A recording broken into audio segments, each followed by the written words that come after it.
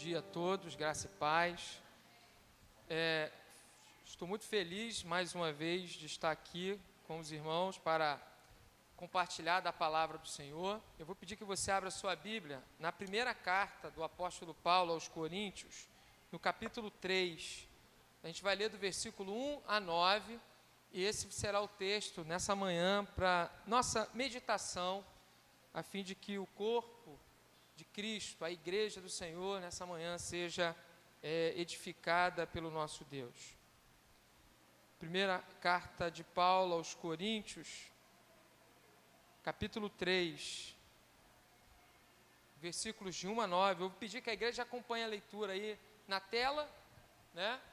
Ou na sua própria Bíblia. Diz o texto, mas eu só vou pedir uma coisa para os irmãos: abra sua Bíblia, deixa aberto, para a gente ir acompanhando o texto, que eu vou ler o texto uma vez, depois eu vou ler o texto de novo, aí depois na divisão dos tópicos eu vou ler mais uma vez. Então a gente vai ler esse texto aqui umas 5, 6 vezes, irmãos, tá? Eu vou ler essa primeira para descansar vocês. Eu, porém, irmãos, não vos pude falar como a espirituais, e sim como a carnais, como a crianças em Cristo.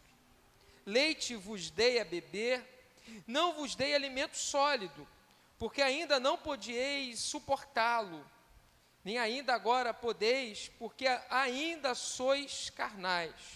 Porquanto, havendo entre vós ciúmes e contendas, não é assim que sois carnais e andais segundo o homem?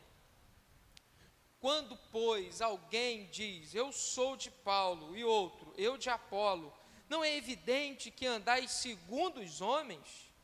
Quem é Apolo? E quem é Paulo? Servos por meio de quem crestes, e isto conforme o Senhor concedeu a cada um. Eu plantei, Apolo regou, mas o crescimento veio de Deus, de modo que nem o que planta é alguma coisa, nem o que rega, mas Deus que dá o crescimento. Ora, o que planta e o que rega são um, e cada um receberá o seu galardão, segundo o seu próprio trabalho, porque de Deus somos cooperadores, lavouras de Deus, edifícios de Deus, sois vós. Amém. Até aqui. Meus queridos irmãos, nessa manhã, eu trouxe uma palavra que vai de encontro a tentar diminuir, ou, assim, quando eu falo assim, resolver, irmãos, é uma palavra forte, vai resolver um problema, não, mas vai primeiro nos levar à reflexão de um problema que eu vou daqui a pouco falar para vocês, e também vai nos ajudar a diminuir isso, né? Então, a primeira coisa aqui é a pergunta que eu tenho para fazer para vocês, meus amados irmãos: qual é a sua motivação na missão de Deus? Qual é a sua motivação para servir na missão de Deus? Primeira coisa que você tem que entender, que Deus tem uma missão. Nós não temos uma missão, a missão é dele. E nós fomos chamados para essa missão de Deus. E o que acontece é o seguinte: qual é a tua motivação? O que te motiva a servir a Deus? Por que nós estamos refletindo a princípio por essa pergunta? Porque o que acontece, irmãos, você e eu devemos verificar o nosso coração, o quanto nós queremos servir a Deus. O que acontece, o que nós temos percebido nesse tempo, trabalhando na liderança da igreja, conversando com alguns pastores, com alguns presbíteros, reuniões de conselho, reuniões de presbitério, até mesmo reuniões de sínodos, encontrando amigos e conversando, é que a igreja local, as igrejas locais sofrem com um problema chamado o efeito rodoviária. O que é isso, Misael? Assim, deixa eu explicar com mais detalhes. É o seguinte: a igreja tem um trabalho muito bom e consegue atrair muitas pessoas. dessas pessoas que são atraídas, algumas delas se batizam, né? Melhor dizendo, muitas pessoas se convertem, depois algumas dessas pessoas se batizam e muito poucas delas permanecem na nossa comunidade. Eu quero dar um exemplo prático. Aconteceu comigo, eu estou fazendo esse levantamento lá na Igreja da Grama. Eu peguei as atas dos últimos 10 anos, daqui, obviamente, de Miguel Couto, que Grama é congregação, não tem ata ainda, né? Eu fiz um levantamento, eu era secretário, até ano passado, secretário do conselho, peguei as atas todinhas dos últimos 10 anos e fiz um levantamento. E nesses últimos 10 anos, a Igreja da Grama recebeu mais de 60 membros. Desses 60 membros que recebemos, 40, também levando em consideração a pandemia e todos esses problemas, 40, mais ou menos, aproximadamente 40 pessoas não estão mais congregando conosco. E assim, irmão, a gente pega às vezes as nossas comissões aí, Sociedade Interna, de estatística. Estatística, irmão, não é só para preencher relatório. Estatística é para apontar, são vetores que apontam aonde temos que colocar mais atenção, aonde devemos mais trabalhar. Então, olhando essa estatística, eu vi o seguinte, meu irmão, nós precisamos, como Igreja do Senhor, trabalhar na consolidação dos novos convertidos, na integração dos novos convertidos, no enraizamento, enraizar, tornar esses irmãos mais firmes na fé. A questão é, como faremos isso? E o texto que nós lemos, acabamos de ler agora, ele nos ensina, primeiramente, a entender o nosso papel, a nossa responsabilidade, a nossa função como Igreja do Senhor. Ensina que nós, como igreja, como comunidade de Deus, nós estamos em um mundo caído. Em um mundo em que é contra a Igreja do Senhor. E que tudo que o mundo faz, o mundo que eu digo, irmão, não é o planeta Terra, tá? São as filosofias, os pensamentos, a cultura em si, que é caída, que é depravada, e que toma os nossos arraiais e faz com que a igreja, ao invés de ter a mente de Jesus, a mente de Cristo, ela é dotada de várias mentes aqui, que não tem nada a ver com o Evangelho. Se você olhar, observar bem o que Paulo está escrevendo a Corinto, o que acontece naquela amada igreja, a igreja que é amada por Jesus, e Paulo está exortando aqui no capítulo 3 sobre a maturidade cristã. Primeiro ele diz que a igreja é amada, que a igreja é querida, que a palavra da cruz é loucura para os que perecem, mas para nós que somos salvos é o poder de Deus.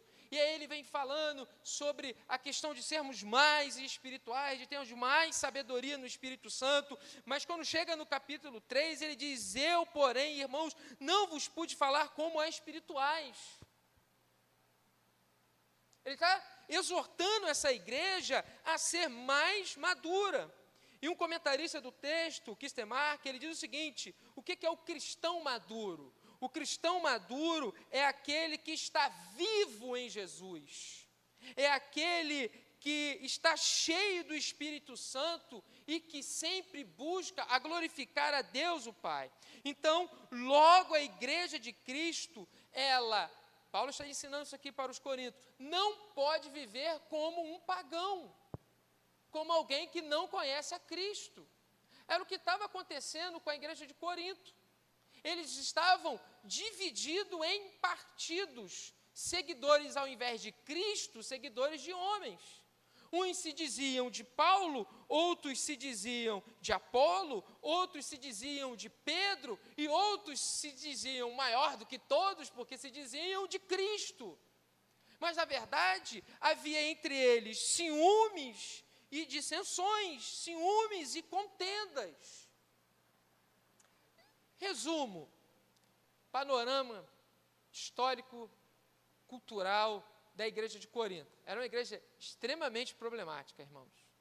Tá? Uma igreja extremamente problemática. Mas ainda assim é a igreja amada por Jesus. Então, assim, a gente vai ter que fazer muito esforço para ser uma igreja tão problemática quanto a igreja de Corinto. Mas, entenda uma coisa, irmãos. Continua sendo uma igreja amada por Jesus. Então, muito cuidado quando nos referirmos à igreja, aquelas igrejas que são de Jesus, que têm os seus problemas. Porque as igrejas têm os seus problemas, mas são amadas por Jesus. Mas precisam ser exortadas para que cresçam. Então, a gente vai ver aqui no texto que os irmãos, a divisão de quem eles eram mais seguidores de homens do que seguidores de Cristo. Eles eram concorrentes entre si. Eu sou melhor porque eu fui batizado por Apolo. A outro dia, não, mas eu tive um ensino profundamente teológico de Paulo. E outros diziam, olha, nem Paulo, nem Apolo, eu sou daquele que andou com Jesus mais de 3 anos, eu sou de Pedro. Esse sim é um grande apóstolo. E outros diziam ainda mais, olha, nem Paulo, nem Apolo, nem Pedro. Eles se diziam, eu sou de Cristo, mas eu sou de Cristo não com espiritualidade, mas com carnalidade. A carnalidade aqui é justamente se comportar como o pagão, como aquele que não é crente. E no versículo 9, eu vou ler na Nova Tradução da Linguagem de Hoje, Paulo conclui dizendo que ao invés de eles serem concorrentes uns dos outros, eles deveriam ser cooperadores de Deus. E Paulo explica isso, e eu quero ler na Nova Tradução da Linguagem de Hoje, porque fica melhor. Já colocou aí? Então a gente vai ler junto. Deixa eu só tomar uma aguinha. Tem mais umas 2 horas falando. Vamos ler juntos aí, irmão, para a gente entender o que seria os cooperadores de Deus. Vamos lá? Porque nós somos companheiros de trabalho no serviço de Deus. E vocês são o terreno do qual Deus faz o seu trabalho. Vocês são também o edifício de Deus. Paulo está dizendo para essa amada igreja, olha, nem eu, nem Apolo.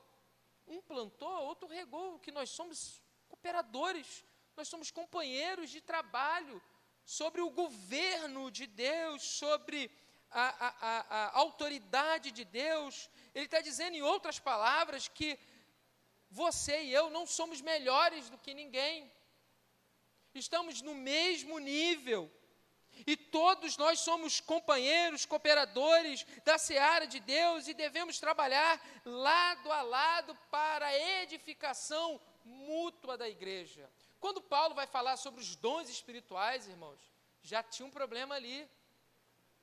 Uns se achavam melhor do que os outros por causa dos dons.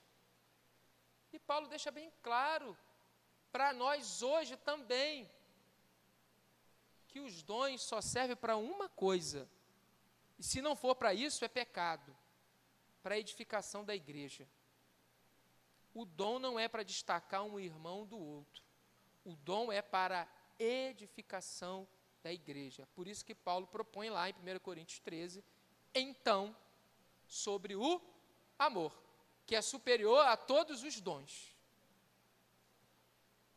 Dessa forma, eu gostaria de meditar nessa manhã no seguinte tema: cooperadores de Deus. Entendendo que toda a igreja do Senhor deve ser companheira de trabalho e estar lado a lado um do outro, eu quero meditar nesse tema, cooperadores de Deus. Primeiro ponto, os cooperadores de Deus devem ter maturidade cristã. Maturidade cristã, irmãos, acima de qualquer coisa, é ter consciência de sua responsabilidade como cristão. O que seria então a imaturidade? É você ficar um bom tempo na igreja sem entender qual é a sua função, qual é o seu papel, qual é a sua finalidade, qual é a sua responsabilidade. Maturidade também é fruto das experiências do trabalho que temos no serviço de Deus. E não adquirimos maturidade da noite para o dia. Nós estamos sempre crescendo, nós estamos sempre melhorando no Senhor, nos mantendo firme para que cada vez mais estejamos adquirindo maturidade.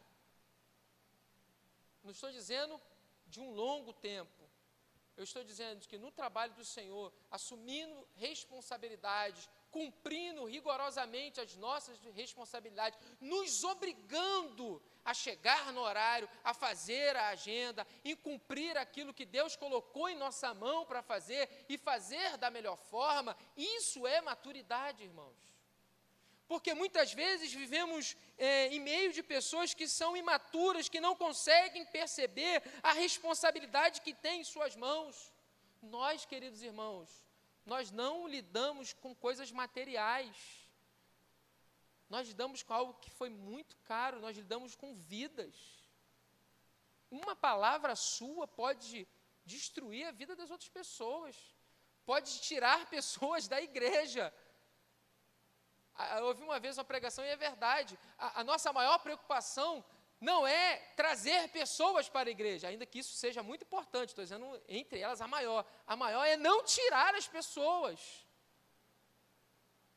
Porque, eu já não sei se eu vou falar isso, se eu escrever aqui, depois eu vou lembrando que estou lendo aqui, é que às vezes o que acontece, irmãos, é que a gente recebe a pessoa, visitante da igreja, eu falei isso lá na Grama semana passada, a gente recebe a pessoa, né, o membro, o novo convertido, visitante, aleluia, glória a Deus, abraça, beija, sorri e tal, aí daqui a pouco essa pessoa vai se enraizando na igreja, né?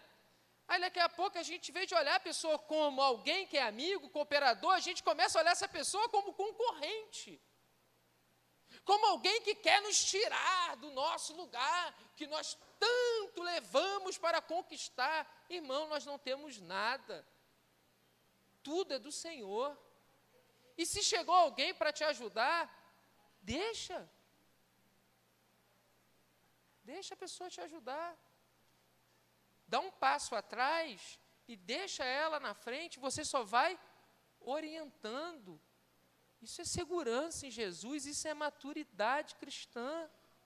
Porque nós precisamos, irmãos, crescer em graça e conhecimento diante de Deus todos os dias. Eu fico olhando, irmãos, para Jesus, o Todo-Poderoso Deus. Ele podia resolver tudo. Ele vai e chama 12. Dos 12, tinha ladrão, tinha aquele que o negaria, tinha aquele que não acreditaria nele, como Tomé. Mas ele chama esses caras, ensina eles, conduz, e a partir deles a igreja vai crescendo. Porque, irmãos, na seara, na obra do Senhor, nós não temos concorrentes, nós temos cooperadores. E a maturidade cristã nos ensina a ver o evangelho, o caminho da igreja dessa forma. Por isso nós precisamos crescer todos os dias. E outra coisa que vemos, que o ensino na igreja é importante. Porque apesar da igreja de Corinto ser uma igreja amada por Jesus, muito amada por Jesus, não a isentou de se aprofundar no aprendizado da fé cristã. O fato da gente ser salvo, o fato da gente ser lavado e remido pelo sangue do Cordeiro, não nos isenta, meu irmão, de aprendermos e relembrarmos os princípios cristãos que são propagados pela própria palavra de Deus. Primeira coisa, você que confessa Jesus como Senhor e Salvador, você não vai ser uma nova criatura, você já é uma nova criatura.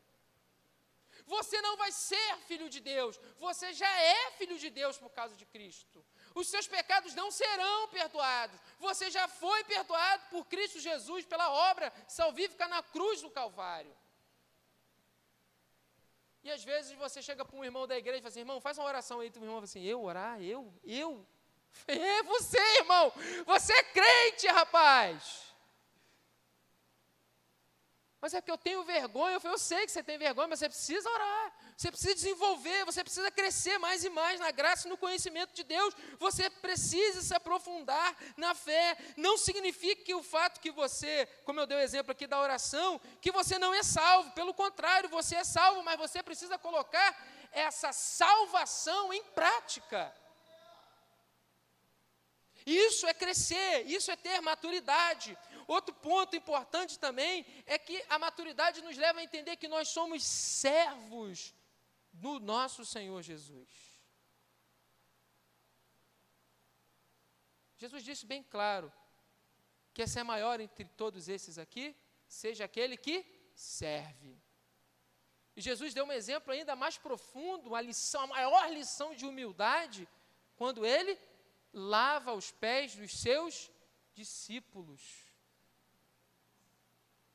Ele é maior, irmãos. Jesus é maior que tudo, que todos. Mas ele faz o trabalho do servo mais humilde. Então, eu e você, meu irmão, não tem desculpas. Somos servos do Senhor. Quando a gente era mais novo, adolescente, cantava, nosso general é Cristo. Seguimos os seus passos. Nosso comandante é Jesus, a Ele que devemos obediência e a Ele que servimos, e servimos a Ele quando servimos uns aos outros na igreja do Senhor e na comunidade, da igreja para a comunidade. Servimos uns aos outros e servimos a nossa comunidade que está à nossa volta.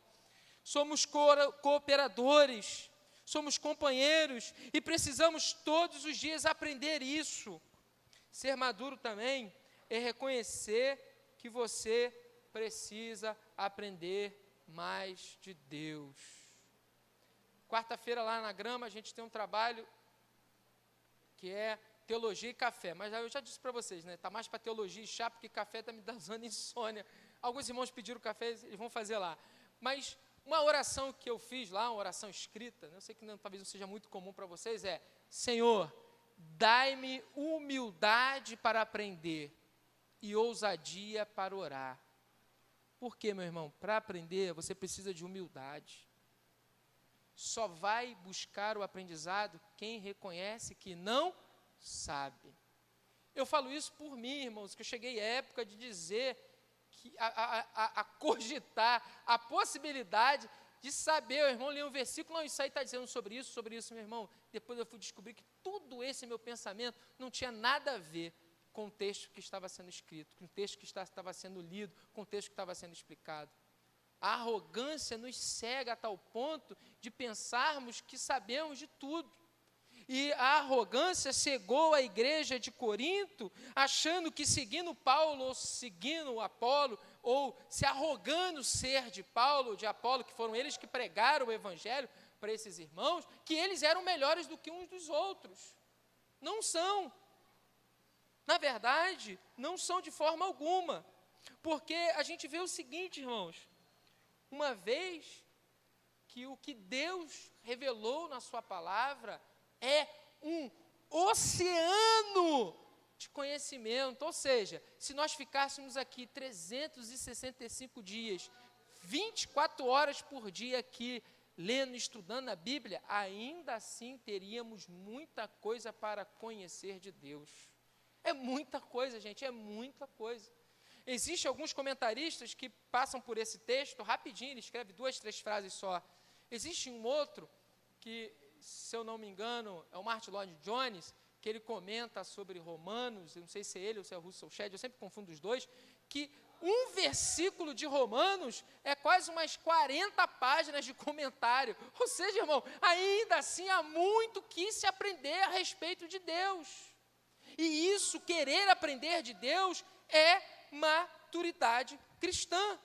Maturidade cristã também, meu irmão, é refletida, sobretudo, pelas nossas atitudes. A maturidade cristã ela não fica só nas palavras. Porque, vou ser sincero, irmãos, o mundo está cheio de bons discursos, tá? Qualquer que seja a ideologia política, qualquer que seja o pensamento filosófico, o discurso é lindo.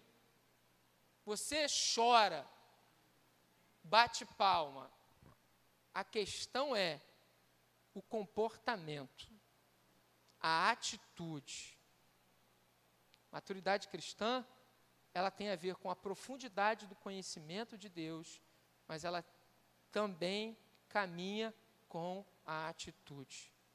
Você lê os evangelhos, Jesus não fica só nas palavras, só nos discursos. Você lê as cartas de Paulo, ele não fica só nas palavras, só no discurso, ele tem prática.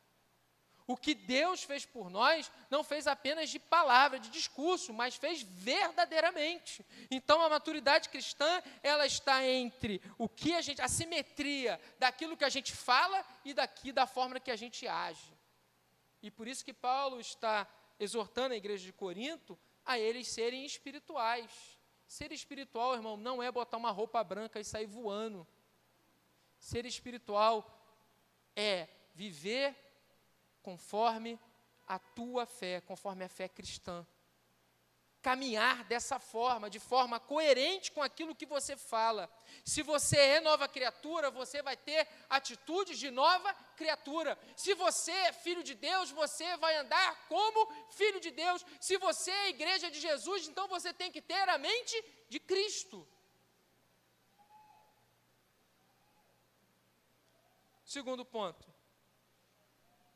Os cooperadores de Deus. Os cooperadores de Deus devem entender que Deus é que dá o crescimento.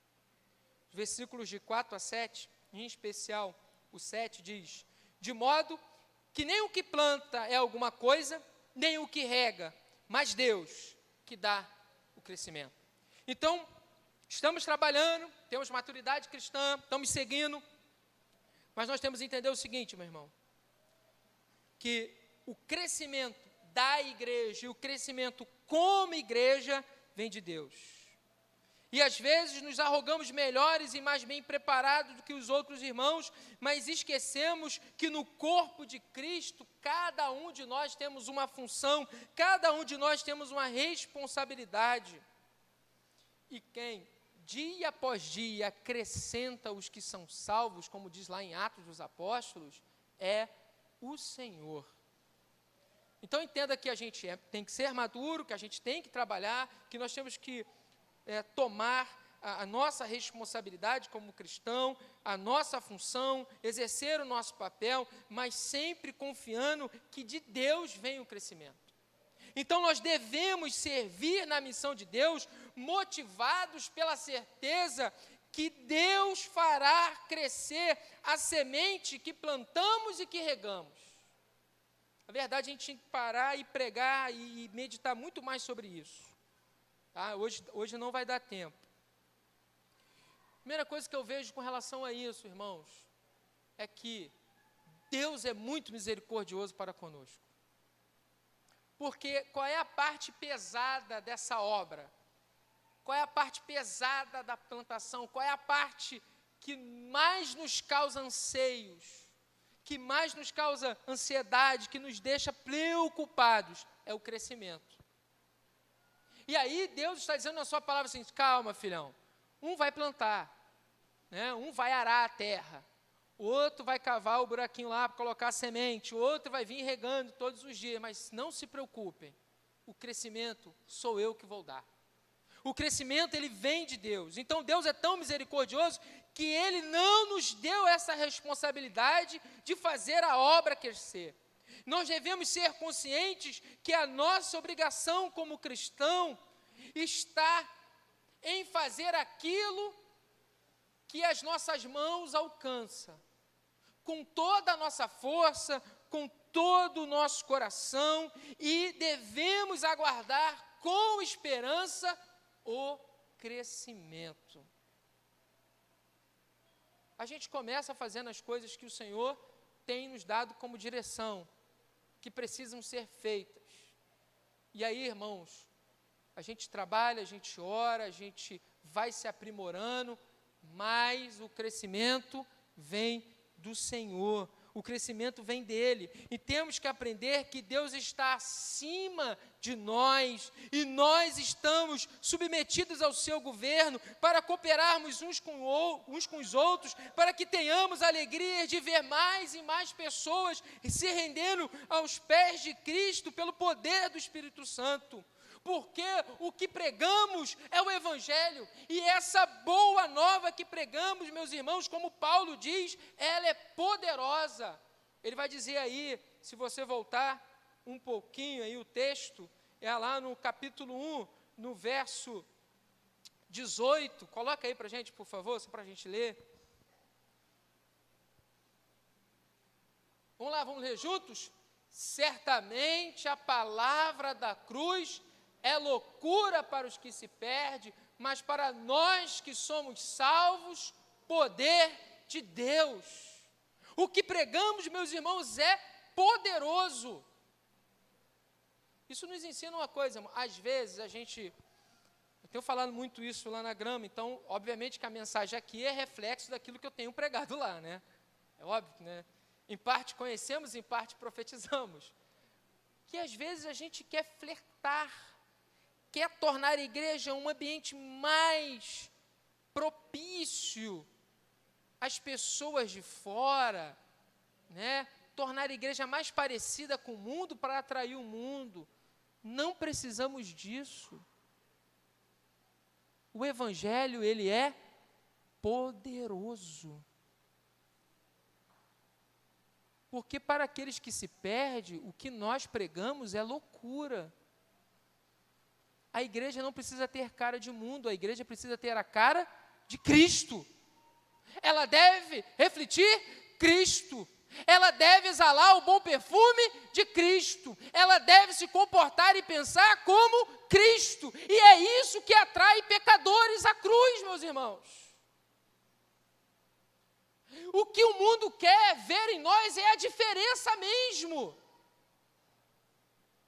Ele quer que aquilo que está escrito na palavra seja refletido nas nossas vidas através da atitude. É isso que faz pessoas se renderem aos pés de Jesus.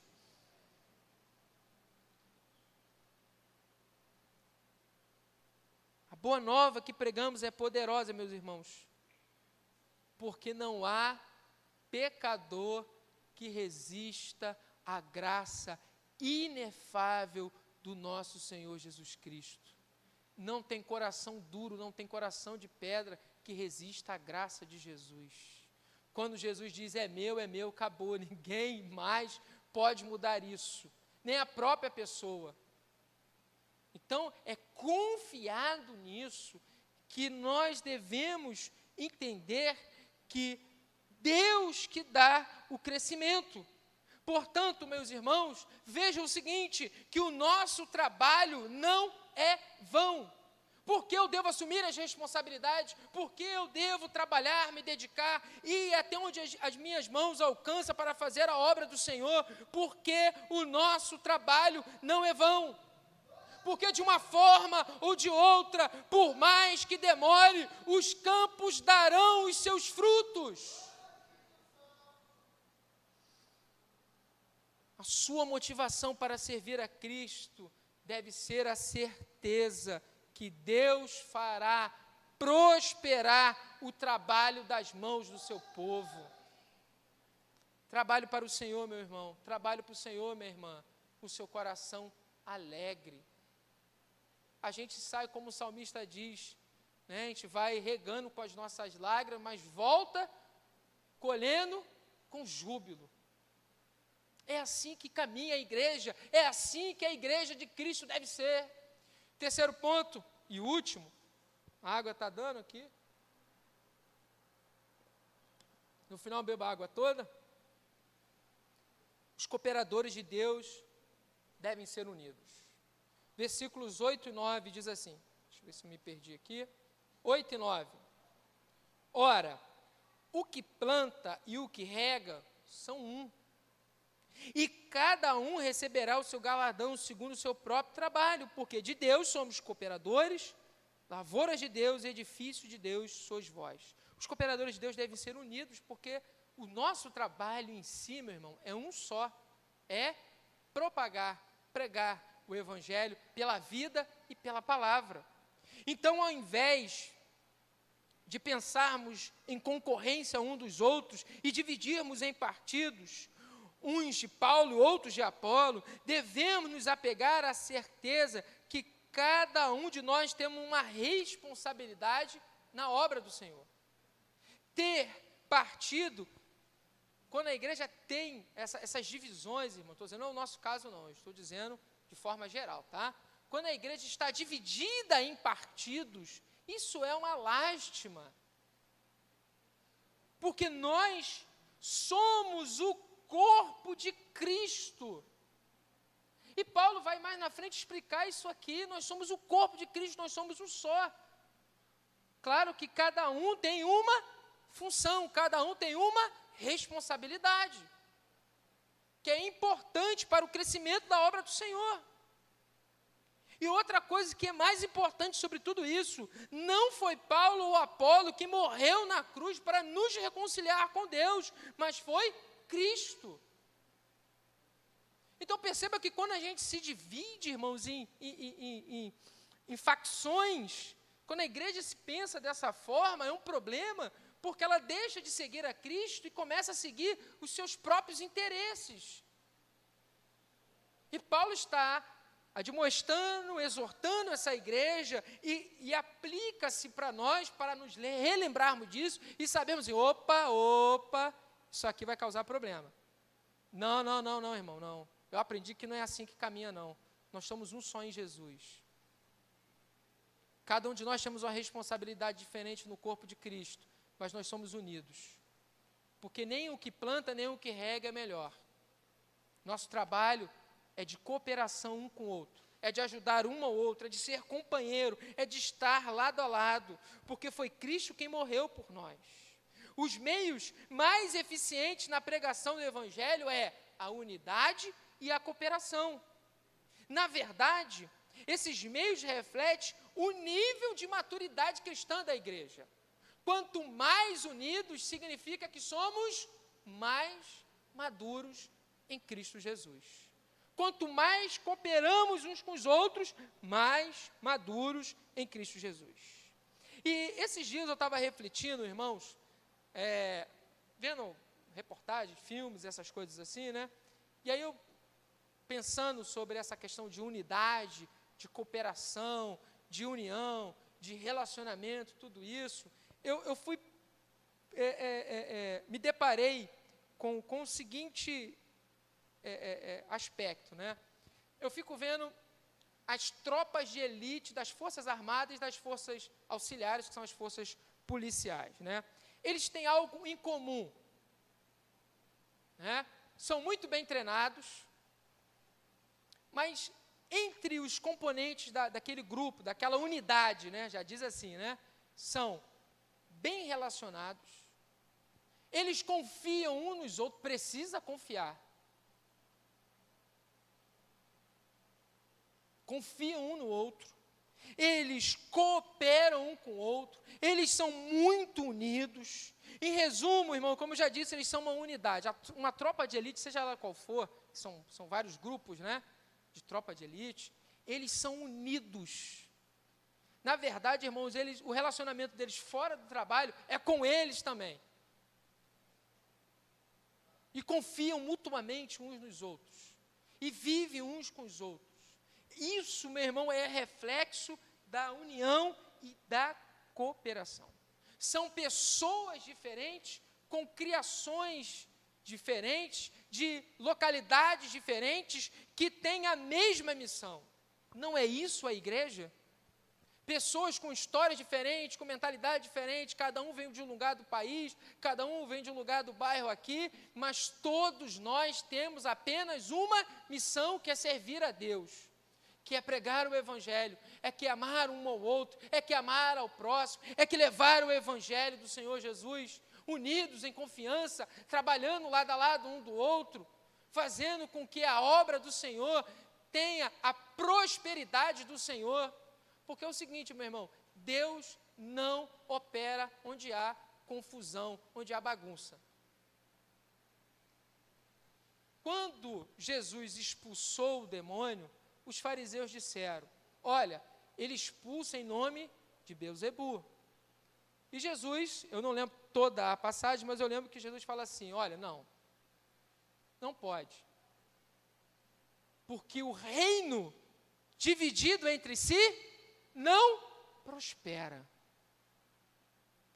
Eu posso aplicar isso no seguinte, meu irmão, a igreja dividida em si não tem a prosperidade que vem de Deus, o crescimento que vem de Deus. Isso, a aplicação disso, a exortação disso, o âmago de tudo que nós estamos falando é o seguinte, meus irmãos, união em Cristo Jesus. Você tem o seu pensamento, eu sei que você tem seu pensamento, eu sei que você tem, como disse semana passada, eu sei que você tem sua teologia, sua filosofia, mas tudo isso, meu irmão, você tem que fazer como Paulo, considerar como lixo, e agora você pensar como Cristo, porque nós temos a mente de Cristo. A união é pensar da mesma forma como Cristo tem pensado. A união é trabalhar mutuamente para alcançarmos êxito, um guardando a vida do outro e jamais deixando alguém para trás. Porque às vezes a gente aplica um princípio aí fora, um adágio popular que diz assim, quem não é visto, não é lembrado. Às vezes a gente aplica isso, irmãos. A pessoa vem na igreja 1, 2, 3 vezes, depois ela não volta mais, e ninguém vai procurar saber onde está o irmão. Ninguém vai procurar saber onde está a irmã. Ninguém vai procurar saber o que aconteceu. A responsabilidade é de quem? Muitos vão dizer, é do pastor. Não é não, meu irmão. Não, é do presbítero. Não é não, meu irmão. É do diácono. Não é não. Nós não somos cooperadores de Deus? A responsabilidade é minha. É sim. É sua também. Vamos criar, então, irmãos, esse clima de acolhimento, de relacionamento, de preocupar-se de fato com os outros, principalmente aqueles que estão se achegando à nossa igreja. Devemos, então, desprezar todo pensamento de concorrência e de disputa na obra do Senhor. Porque nas tribulações da vida, meu irmão, como nós estamos enfrentando aí em algumas partes de Nova Iguaçu, e principalmente boa parte de Belfor Roxo, nas tribulações da vida, o que nós mais precisamos é uns dos outros. Filho, coloca para mim aí, por favor, Eclesiastes 4, verso 9 em diante.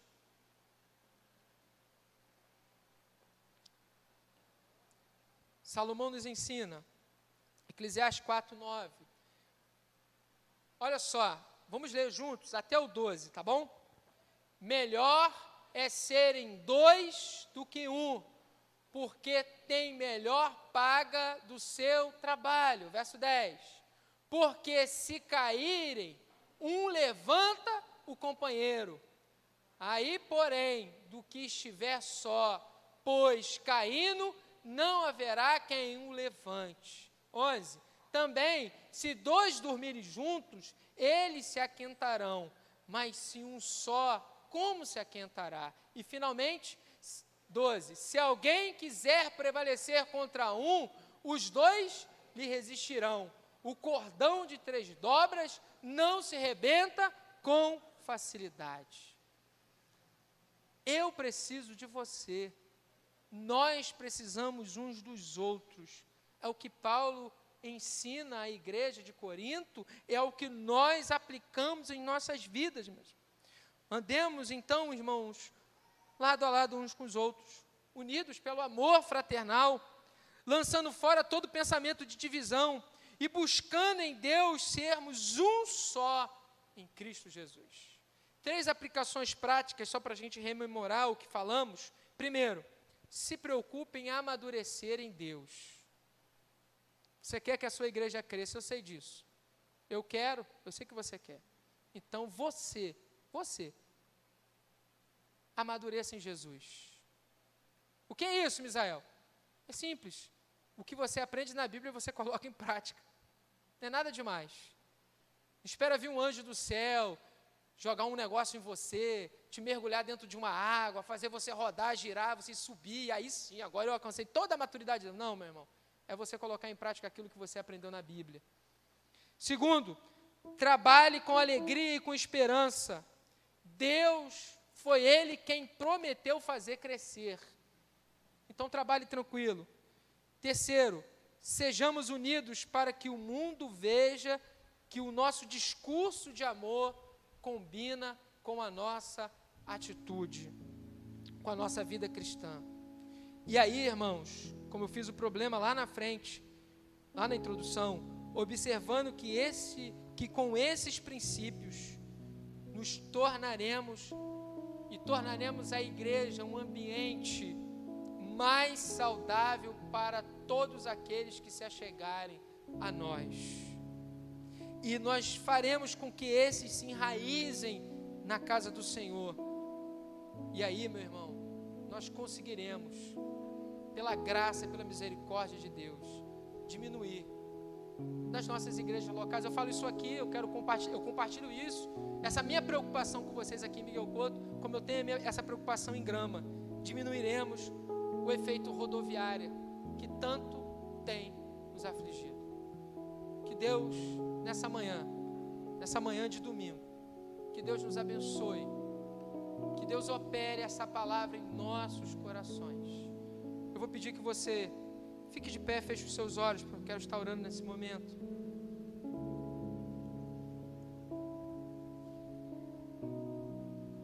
Senhor, louvado, engrandecido seja o Teu nome, Pai. Porque nessa manhã o Senhor nos exortou com a Sua palavra. Para aqueles que estavam pensando em causar divisão, o Senhor aplacou esse coração e lhes deu um novo coração nessa manhã.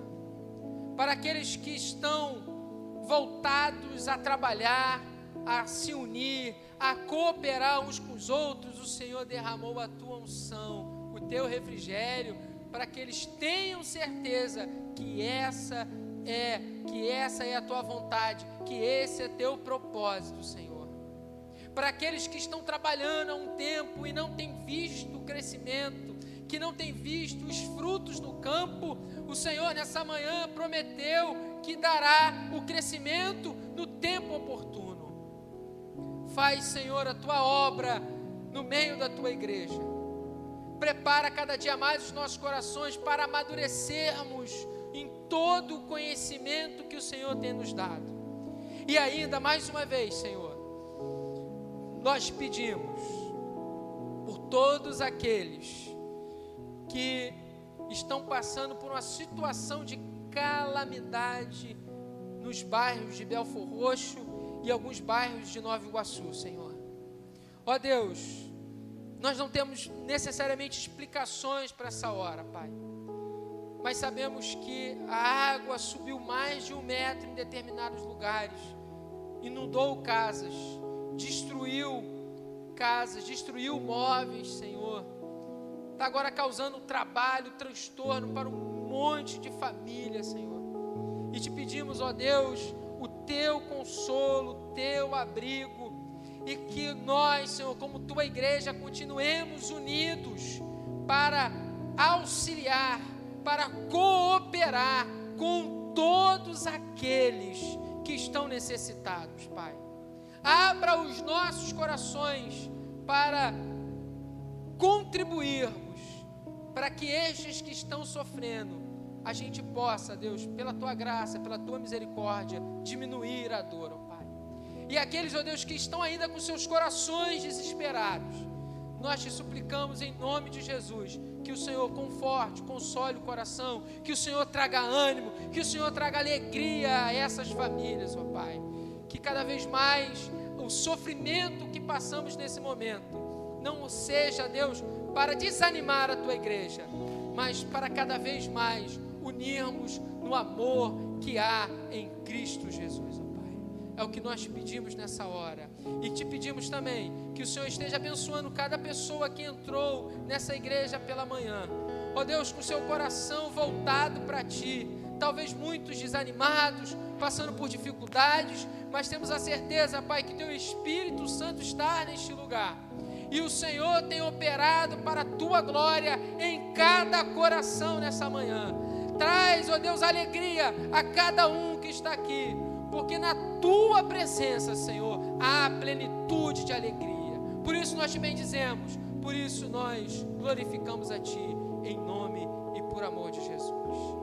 Meus queridos irmãos, ide em paz, que o Senhor vos acompanhe e vos guarde. Que a graça do nosso Senhor e Salvador Jesus Cristo, o amor de Deus nosso Pai, as doces e as perfeitas consolações do Espírito Santo, seja com toda a igreja de Deus espalhado pela face da terra, não só hoje, mas para todo sempre. E digamos juntos, amém. Deus abençoe, meu irmão.